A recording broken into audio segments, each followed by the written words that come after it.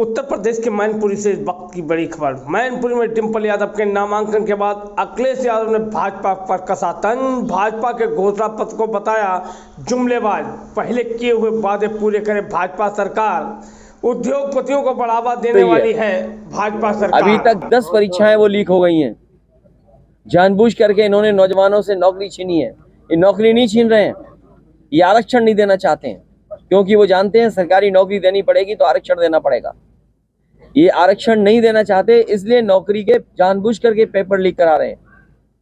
और अग्निवीर जैसी व्यवस्था को कभी समाजवादी लोग स्वीकार नहीं कर सकते हैं।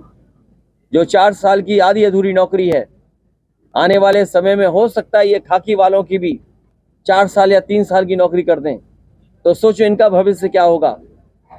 इसलिए सोच रहे हैं नौजवान, और भारतीय जनता पार्टी का सफाया करने जा रहे हैं। मैंने कई बार फार्मूला बताया, फिर बताता हूं कि 60 लाख बच्चे जो प्रभावित हुए हैं परीक्षा लीक से, उनके केवल माँ बाप को अगर हम जोड़ दें, एक परिवार में अगर 3 सदस्य 3 वोटर हैं, उनका हिसाब किताब अगर हम लगा लें तो 3 गुणा 60 लाख 1 करोड़ 80 लाख। और यही 1 करोड़ 80 लाख अगर हम 80 लोकसभाओं में भाग दे दें तो हर लोकसभा में 2,25,000 वोट केवल पेपर लीक से नौजवानों का भविष्य डुबा करके कम हो गया है। तो ये सरकार कहाँ बचेगी। जो लोग 400 पार की बात कर रहे हैं वो हारने जा रहे हैं, अपनी हार छिपाने के लिए 400 पार कह रहे हैं। और अगर 400 पार ही कर रहे होते तो क्या झूठे मुकदमे लगा करके दिल्ली के मुख्यमंत्री को जेल भेजना पड़ता। झूठे मुकदमे लगा करके, साजिश करके, षड्यंत्र कर करके झारखंड के मुख्यमंत्री को जेल भेज दिया। जिन्हें 400 पार का सपना दिखाई दे रहा है, क्या उन्हें जेल भेजना पड़ता। इनकम टैक्स, ईडी, सीबीआई को आगे करना पड़ता, प्रशासन को आगे करना पड़ता। जनता इस बार इंतजार कर रही है इनका, और इनका जवाब अपने वोट के माध्यम से देंगे। उत्तर प्रदेश सहित पूरे देश से भारतीय जनता पार्टी का सफाया होने जा रहा है।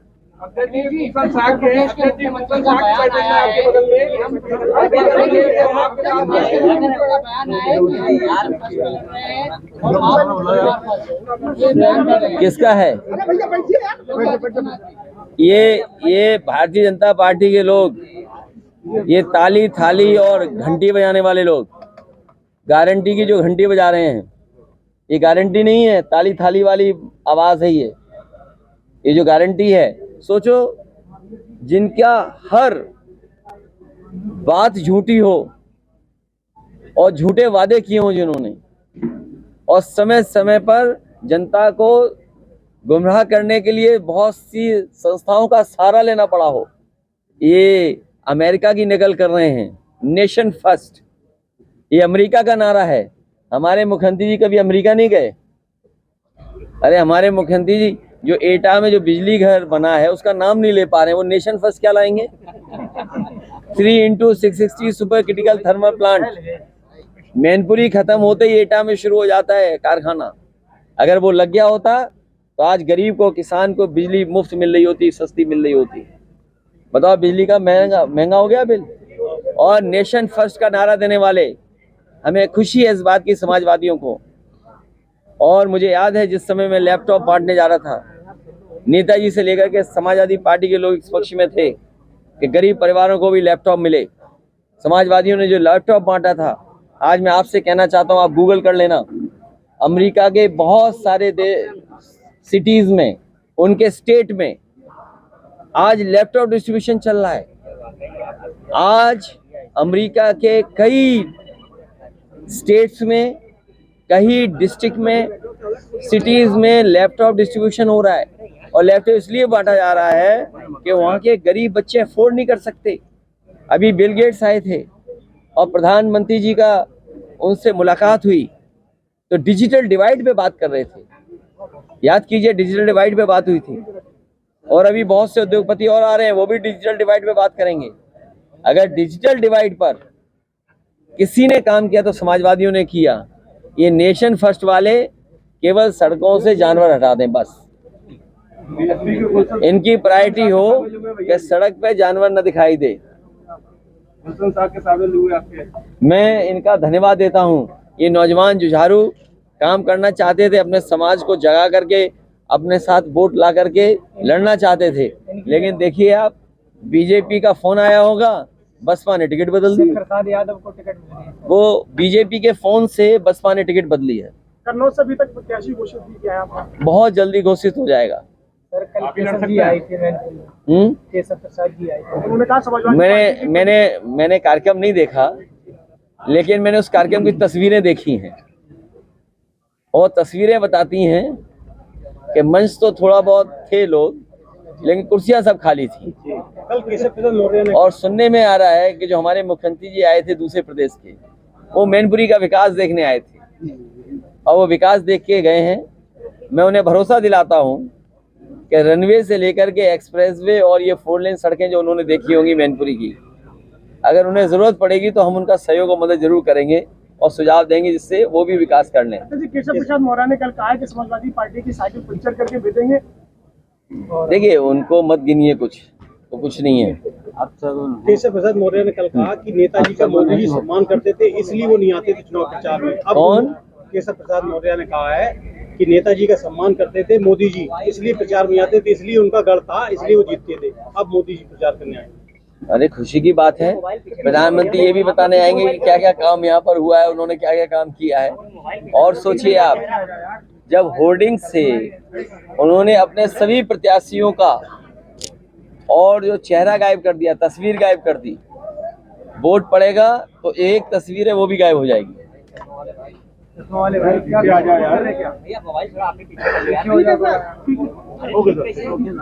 मैं एक बार फिर प्रेस का धन्यवाद देता हूं, और मैं मैनपुरी की जनता से का धन्यवाद देता हूं, आभार प्रकट करता हूं, और मुझे पूरा भरोसा है कि इस बार रिकॉर्ड मतों से समाजवादी पार्टी जीतने जा रही है। मैनपुरी का चुनाव मैनपुरी का चुनाव इस बार रिकॉर्ड मतों से समाजवादी पार्टी जीतने जा रही है। पहले भी चुनाव जब बाई इलेक्शन हुआ तो यहाँ की जनता ने एक एक वोट नेताजी को याद कर करके समाजवादी पार्टी के पक्ष में डाला, और उसका परिणाम हुआ कि मैनपुरी की बहुत बड़ी जीत हुई है। इस बार भी जनता रिकॉर्ड मतों से समाजवादी पार्टी को जिताने जा रही है। दूसरे दल जो सामने हैं उनके पास दिखाने और बताने को कोई काम नहीं है। सुनने में आ रहा है कि पूरे देश की होर्डिंगों से जो लोकसभा के उनके प्रत्याशी हैं उनकी तस्वीर हटा दी गई है। जितने भी लोकसभा के प्रत्याशी हैं उनकी बड़ी बड़ी होर्डिंग पर तस्वीर गायब है। जनता जब 10 साल का दिल्ली का आकलन करेगी और 7 साल उत्तर प्रदेश सरकार का आकलन करेगी तो वो सब चेहरे गायब हो जाएंगे। उत्तर प्रदेश से भारतीय जनता पार्टी का और देश की राजनीति से भारतीय जनता पार्टी का सफाया होने जा रहा है। महंगाई चरम सीमा पर इन्होंने पहुंचा दी। महंगाई इसलिए भी है कि कुछ लोगों को ये मुनाफा ज़्यादा कमाने दे रहे हैं। मुनाफा कमाने से और जिस तरीके से भ्रष्टाचार हुआ है इलेक्टोरल बॉन्ड में, क्या कोई सोच सकता है कि इलेक्टोरल बॉन्ड के बहाने ईडी, सीबीआई, इनकम टैक्स को आगे कर करके चंदा वसूला गया हो? 1000 करोड़, 600 करोड़, 400 करोड़। ये बीजेपी के लोग बहुत प्रचार कर रहे थे वैक्सीन का। सुनने में आ रहा है वैक्सीन वाले से भी इन्होंने चंदा वसूल लिया। सोचिए आप, तो जहां इलेक्टोरल बॉन्ड से चंदा वसूला है उसकी वजह से भ्रष्टाचार और महंगाई बढ़ी है। मुनाफा जो कमाने को मौका दे रहे हैं उससे महंगाई बढ़ी है। और इधर खबरें आ रही हैं और जो सरकारी आंकड़े बता रहे हैं और जो जगह जगह सर्वे हुए हैं, महत्वपूर्ण संस्थाओं ने जो सर्वे किए हैं, बेरोजगारी चरम सीमा पे पहुंच गई। 80 और 90% पढ़ने लिखने वाला नौजवान बेरोजगार है। मुझे याद है कन्नौज का ब्रजेश पाल जिसने आत्महत्या कर ली, और आत्महत्या करने से पहले उसने कहा कि मैंने इतनी पढ़ाई की, मेहनत की और डिग्री हासिल की। उसने अपनी डिग्रियां चला दी और कहा कि जिस डिग्री से मुझे नौकरी नहीं मिल सकती उस डिग्री का क्या फायदा, उसने आत्महत्या कर ली। जो लोग विश्व गुरु बनाना चाहते हैं उनकी सरकारों में किसानों ने 1 लाख आत्महत्या की है। दिल्ली की सरकार जब से आई है 2014 से और अभी तक का अगर आप आंकड़ा देखेंगे एनसीआरबी का, 1 लाख किसानों ने आत्महत्या की। ये वही लोग हैं जो किसानों के लिए काले कानून ला रहे थे। अंततः इन्हें कानून वापस लेने पड़े, हजारों किसान उसमें शहीद हो गए। किसान ये बात नहीं भूला है और किसान ये बात भी नहीं भूला है कि उसकी आय दोगुनी का वादा किया था। आज किसान की किसी फसल की आय दोगुनी नहीं है। फसल तैयार है, सरकार क्या रेट दिलवा पा रही है? कहने को तो इन्होंने भारत रत्न दिया है चौधरी चरण सिंह जी को, स्वामीनाथन जी को, लेकिन क्या किसानों को जिनके लिए जीवन भर चौधरी चरण सिंह जी ने संघर्ष किया और स्वामीनाथन जी कमीशन ने जो रिपोर्ट बनाई जिससे किसानों को लाभ मिलता, क्या ये सरकारी या कानूनी अधिकार दे पा रहे हैं?